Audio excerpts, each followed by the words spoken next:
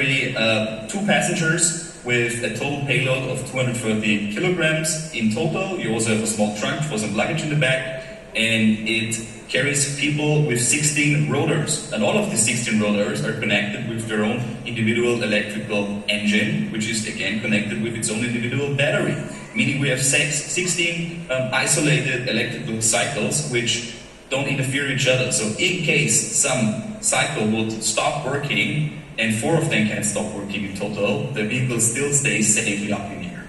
We can fly a top speed of 130 kilometers per hour, and as of today, due to the battery technology, we can transport people for around 30 kilometers.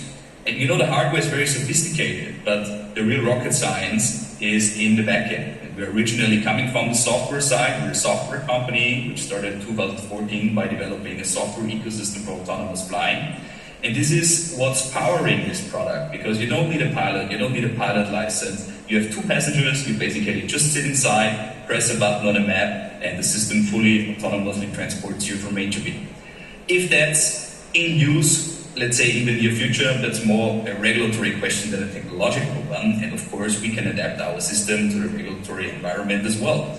And frankly speaking, in the beginning, we're not aiming for a consumer product, what is sold to the end consumer who puts it on his or her garage to freely fly around like everybody endeavors. That might be a nice imagination, but regulatory-wise, quite not in the near future. This is why we're aiming for operator-based models, meaning we are having partners from the airline industry, from transport companies, public transport companies, also municipalities. And together with these partners, we define in local areas, starting at landing points, and together with the aviation authority, predefine air routes. And the end consumer books a flight from A to B, like he orders a cab or a Uber today.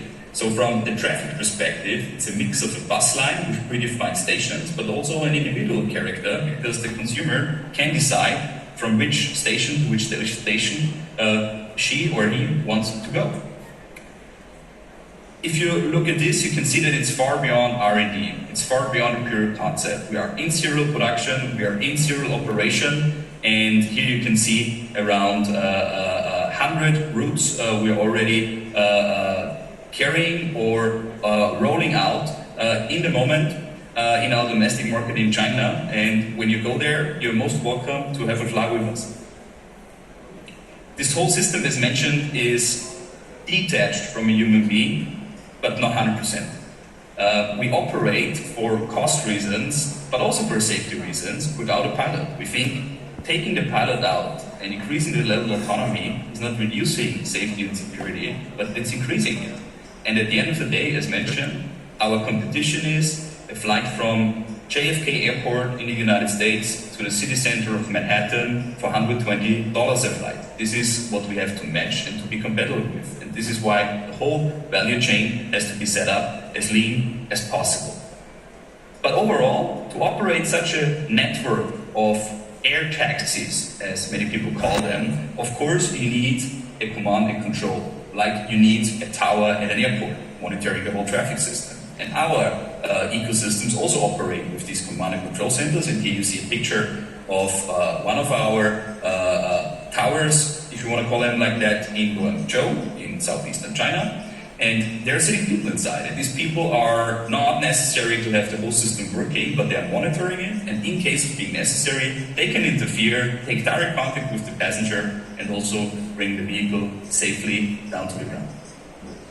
Here you can see a short overview on our portfolio. As mentioned, passenger transport is the one we're most well known for, but we're also in small cargo, in large scale cargo. We have many partners from DHL to Vodafone, the Red Cross, and many others. And we also operate in drone shows. This is basically demonstrating our technologies. We are holding several Guinness Book of World Records here, and it proves that we are able to operate thousands of small flying objects in a very small area without colliding with each other, and being safe and secure and sustainable. We would be very delighted to also implement our technologies together with you in your fantastic country. I think Israel and innovation do not just share the first letter, but innovation is Israel and Israel is innovation. So it would be fantastic to find partners in your country to bring urban air mobility forward together and improve the daily lives of people. Thank you so much. Toda